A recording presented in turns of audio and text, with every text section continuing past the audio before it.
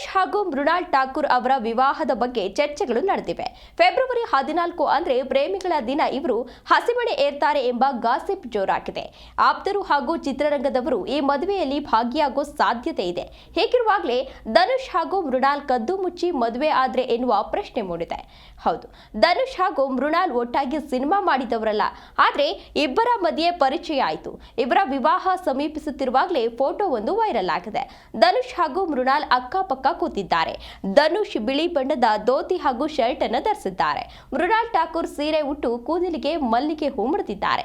ಹಿಂಭಾಗದಲ್ಲಿ ನಟರಾದ ದಳಪತಿ ವಿಜಯ್, ಅಜಿತ್, ದುಲ್ಕರ್ ಸಲ್ಮಾನ್, ನಟಿಯರಾದ ಶ್ರುತಿ ಹಾಸನ್, ತ್ರಿಷಾ ಇದ್ದಾರೆ.